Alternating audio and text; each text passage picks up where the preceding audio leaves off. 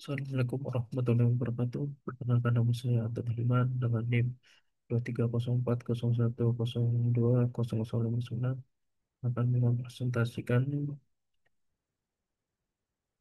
hasil review dari tiga jurnal internasional terkait dengan natural language processing yang dibuat dalam ringkasan. Jurnal pertama yaitu tentang natural language processing challenge and uses, a literature review. Ini mengenai NLP, tantangannya dan masalahnya. Di sini membahas tentang pengenalan dari NLP, yaitu overview dari NLP. Nah, dari ringkasan ini, Natural Language Processing adalah bidang penting dalam kecerdasan buatan AI dan ilmu komputer yang mempelajari bagaimana komputer bisa memahami dan berkomunikasi dengan bahasa manusia. Di sini NLP dibagi menjadi dua, yaitu Natural Language Understanding, pemahaman, dan Natural Language Generation. Natural Language Understanding terdiri dari fonologi, morfologi, pragmatik, sintak, dan semantik. Sedangkan Natural Language Generation terdiri dari Natural Language Text.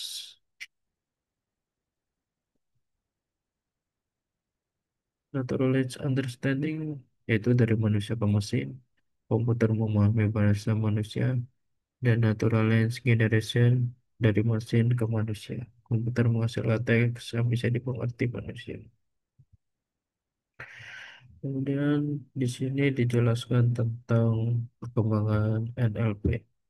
Dan perkembangan NLP sendiri melalui empat fase. Fase awal 1956 dan sebelumnya. Dimulai dari konsep Turing Machine 1936 oleh Alan Turing digunakan untuk penelitian awal penerjemahan mesin. Shannon 1948 memperkenalkan model probabilistik dengan proses Markov.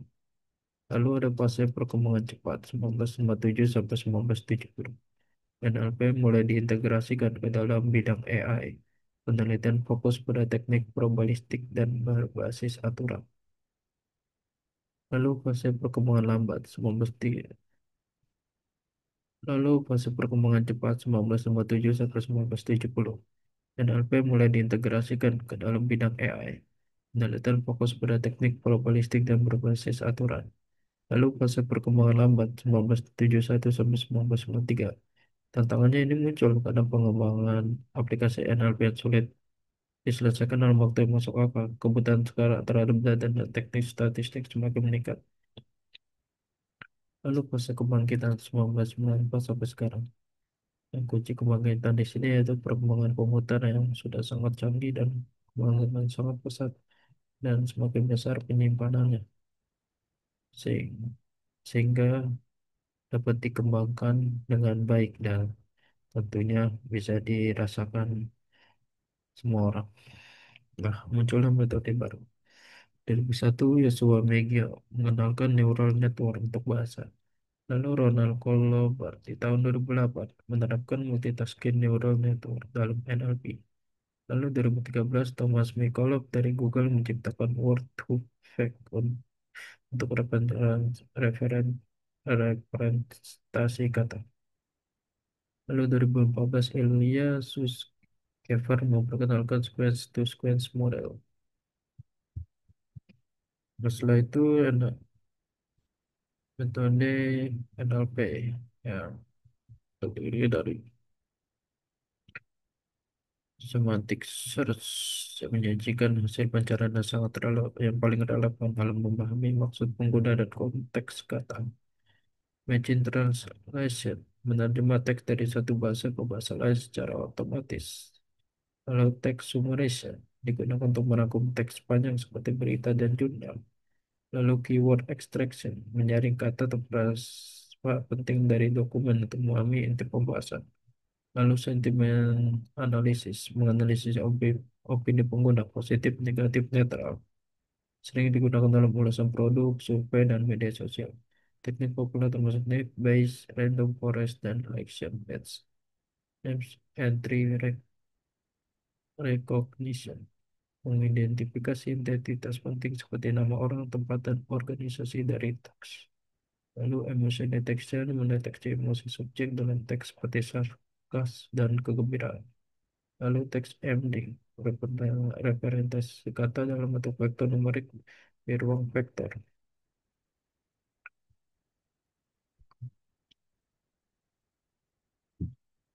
Lalu literatur dari review of NLP application dan NLP diaplikasikan dalam berbagai bidang, yaitu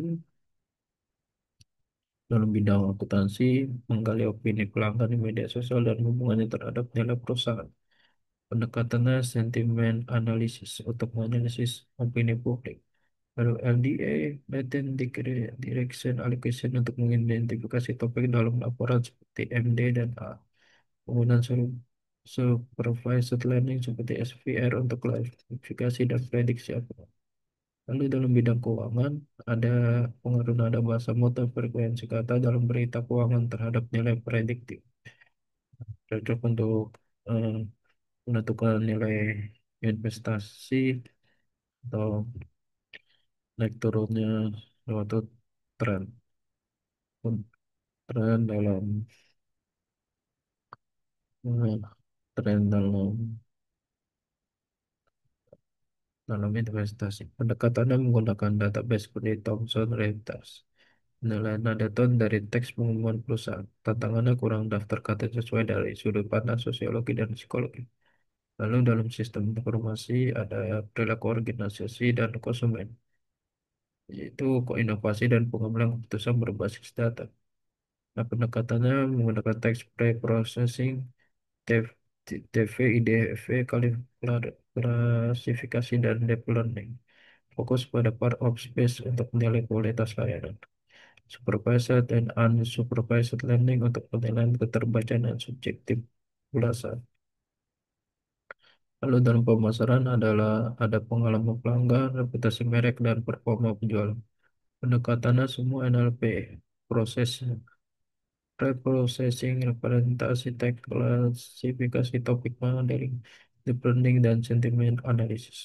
Lalu dalam manajemen strategis, menganalisis strategi startup dan perusahaan mapan termasuk inovasi dan pencarian keunggulan kompetitif. Pendekatannya ada Gaussian similarity untuk membandingkan deskripsi produk, analisis rasio kata manajemen terhadap kata teknologi produk pelanggan, lalu teknik utamanya topik modeling dan sentimen analisis. Lalu dalam pertahanan mendukung analisis intelijen dengan memiliki konteks sosial dan militer. Pendekatannya adalah NIE untuk mengenali entitas penting seperti nama, lokasi, dan organisasi. Sentimen analisis untuk mengetahui persepsi masyarakat terhadap operasi militer. Lalu NLP dalam e-governance mempermudah komunikasi antara pemerintah dan masyarakat melalui pemrosesan data masif. Pendekatannya menggunakan NLP untuk mengekstrak sentimen dari komputer, dari komentar dan keluhan publik, meningkatkan e-participation dan efisiensi program pemerintah. Lalu dalam kesehatan ada mendukung diagnosa dan pengobatan yang tidak lebih baik serta efisiensi layanan melalui e-health. Nah, pendekatan di sini dirancang khusus untuk memahami bahasa medis. Lalu analisis dan real time dan history untuk meningkatkan kualitas pengambilan keputusan. Lalu apakah model evaluasi dari jurnal ini? Nah, model evaluasi bisa untuk melihat seberapa sering model benar dalam prediksi kelas suatu data. Misalnya apakah modelnya bisa mengenal email spam atau bukan spam. Ini adalah sektor, salah adalah sektor akuntansi menggunakan sentimen analisis. Algoritma yang digunakan leksikon, dan perkembangan deep learning, metode untuk mengenal term di dalam akuntansi fields.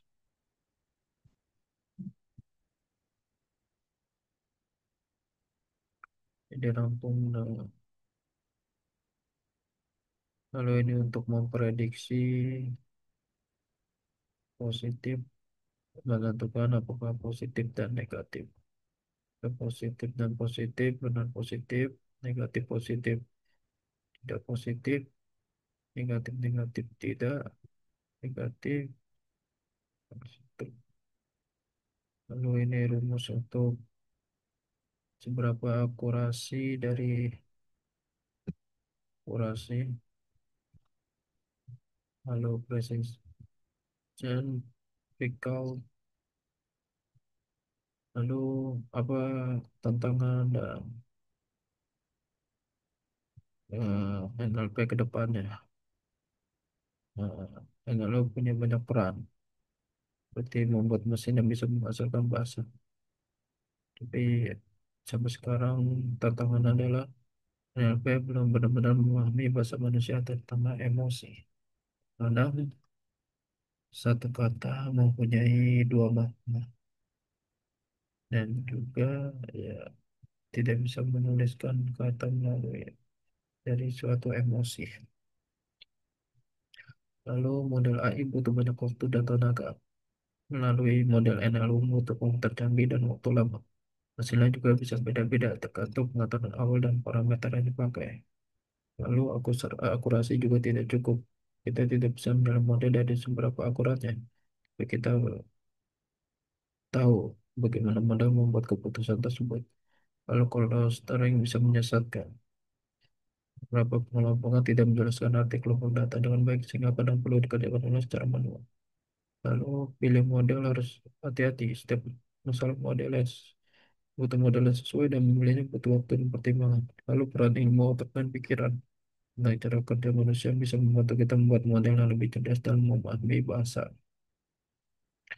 Lalu di jurnal juga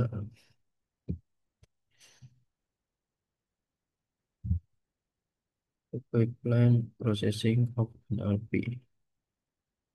Nah, sini ringkasannya adalah masalah dalam natural language processing bisa diselesaikan secara bertahap. Setiap tahapan ini membentuk sebuah proses berurutan disebut pipeline. Pipeline adalah langkah-langkah yang dilakukan satu persatu untuk membuat model NLP. Artikelnya menjelaskan bagaimana pipeline bekerja dan pentingnya setiap tahap dalam menyelesaikan tugas-tugas NLP. Nomor satu, artikel menunjukkan komponen dari pipeline pemodelan.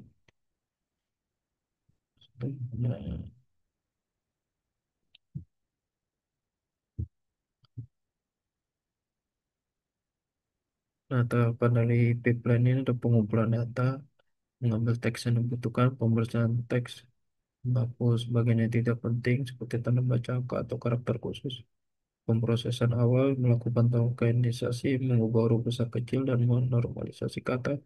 Pengembangan fitur mengubah teks menjadi format yang telah dibaca oleh mesin seperti vektor. Permodelan membangun model NLP menggunakan data yang sudah diproses. Evaluasi menguji seberapa baik model kerja dan implementasi menggunakan model dalam aplikasi nyata. Lalu ada monitoring dan pembaruan model, memantau performa model, dan memperbaruinya jika perlu. Streaming adalah proses menghilangkan surfix dari sebuah kata sehingga kata tersebut dikurangi menjadi bentuk dasar stem. Contoh berbagai bentuk kata dalam Uzbek seperti dan daraks lain memiliki sistem yang sama. Lema Sitian adalah proses pengelompokan semua operasi kata menjadi bentuk dasar lema yang merupakan bentuk kamus kata tersebut. Meskipun terlihat mirip dengan streaming, proses ini berbeda dengan Malaysia, membutuhkan analisis linguistik yang lebih mendalam termasuk konteks dan kelas kata. Hmm, Lalu di jurnal 3, word embedding and semantic space in natural language processing. Di sini dijelaskan tentang N sama seperti jurnal pertama membahas tentang NLP sebagai teknologi yang sangat umum digunakan, lalu terutama dalam aplikasi pencarian informasi yang merupakan salah satu baca paling transformatif sejak internet menjadi komersil pada tahun 1990. NLP sendiri adalah ilmu komputer dalam kecerdasan manusia. buatan yang berkaitan dengan bagaimana mesin dapat memproses dan memahami bahasa manusia. Lalu proses NLP melibatkan beberapa tahap penting dari prapemrosesan teks hingga transformasi menjadi struktur dan seperti word embedding, referensi matematis yang menangkap makna sematik dari kata, frasa, atau kalimat. Lalu dalam masalah machine learning, salah satu aspek pentingnya adalah proses filter selection. Memilih fitur input paling relevan yang cukup untuk menghasilkan model yang efektif. Nah, tadi. Nah, kemudian pendekatan seperti FSM dan LSI LSA termasuk dalam semantic distribution yang digunakan di berbagai bidang seperti ilmu komputer, NLP, dan psikologi. Metode ini berangkat dari teori linguistik dan menggunakan teknik matematis seperti TF, IDF untuk mengukur kemiripan antara istilah berdasarkan konteks kemunculannya. Dengan hipotesis distribution John Fick, also now award by the company is given. Perkembangan menghasilkan representasi semantik berdasarkan vektor atau embedding seperti Word to V, Vec, Lovi, Elmo, dan BERT yang mengubah teks menjadi vektor numerik agar bisa diproses oleh model machine learning. Nah, kemudian neural network teknik seperti Word to Vec dan Glovi hanya memberikan satu referensi untuk setiap kata sehingga tidak bisa menangani makna kata yang berubah-ubah tergantung konteks.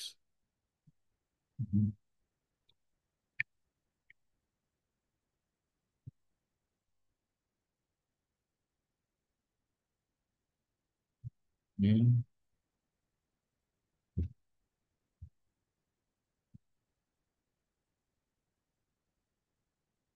Nah, Elmo menggunakan karakter dan arsitektur bidirektoral LSTM untuk menghasilkan embedding yang mempertimbangkan konteks dari dua arah.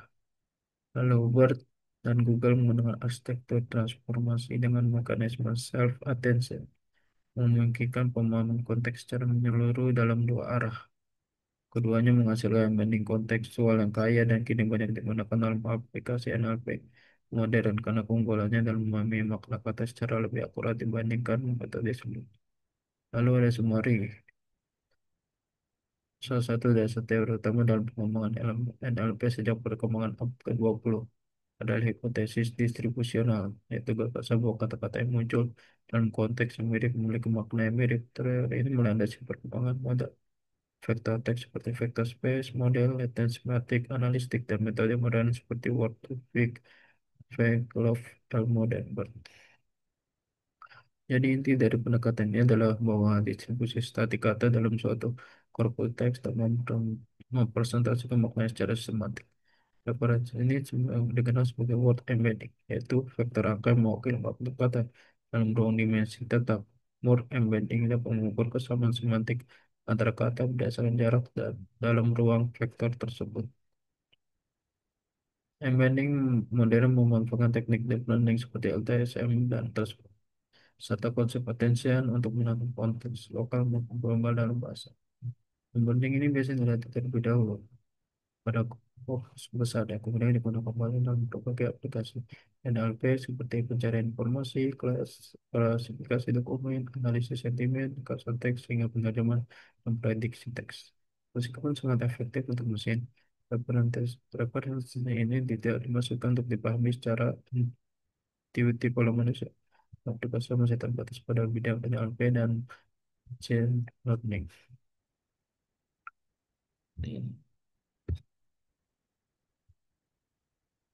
Sekian dari presentasi tentang review 3 jurnal internasional ini. Mohon maaf sekian dan terima kasih. Assalamualaikum warahmatullahi wabarakatuh.